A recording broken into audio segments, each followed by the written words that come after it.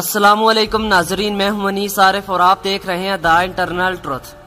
ناظرین، آج پھر سے آپ کے لیے ایک دلچسپ ویڈیو لے کر آئے ہیں۔ آج کی ہماری ویڈیو میں ہم آپ کو دکھائیں گے کہ کیا ڈرامہ سیریل ارطغرل میں کام کرنے والے اداکار سنی مسلم ہیں یا شیعہ مسلم، اور سب سے اہم بات کہ کیا یہ مسلمان بھی ہیں یا نہیں، اور اگر مسلمان نہیں ہیں تو کون سے مذہب سے تعلق رکھتے ہیں۔ تو آج کی ہماری ویڈیو میں ہم آپ کو یہی سب کچھ دکھانے والے ہیں۔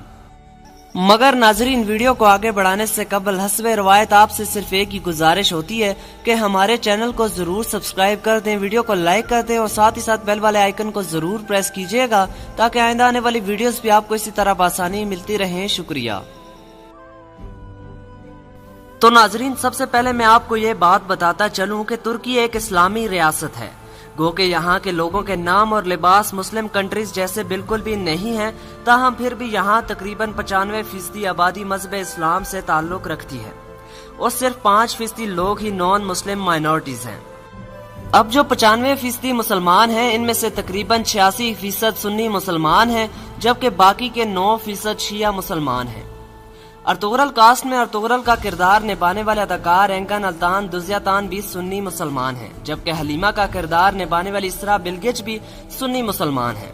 اس کے علاوہ تائتو شبنل لربی، سلیمان شاہ، نویان، کردوغلو، سلجان خاتون، گوکچی خاتون، گندوگدو اور زیادہ تر اداکار سنی فرقے سے تعلق رکھتے ہیں۔ ان سب کے علاوہ ترکوت الب، بامسی الب، دوغان الب، پسلحان خاتون، الیار بے، سندرتوکن، باچو، کوجابش اور عثمان، گندوز اور ساوچی کا کردار نبھانے والے اداکار بھی سنی مسلمان ہیں۔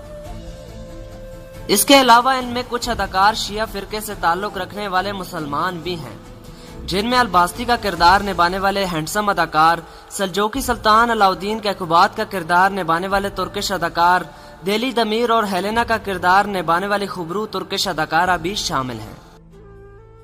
ناظرین، ایک منٹ رکیے، کہیں آپ واپس تو نہیں جا رہے؟ یقین مانیے ویڈیو بنانے میں کافی محنت درکار ہوتی ہے، تو آپ سے صرف اتنی ہی ریکویسٹ ہے کہ ہماری حوصلہ افزائی کے لیے چینل کو ضرور سبسکرائب کر دیں، ویڈیو کو لائک کر دیا کریں اور ساتھ ہی ساتھ بیل والے آئیکن کو ضرور پریس کیا کریں۔ شکریہ، خدا حافظ۔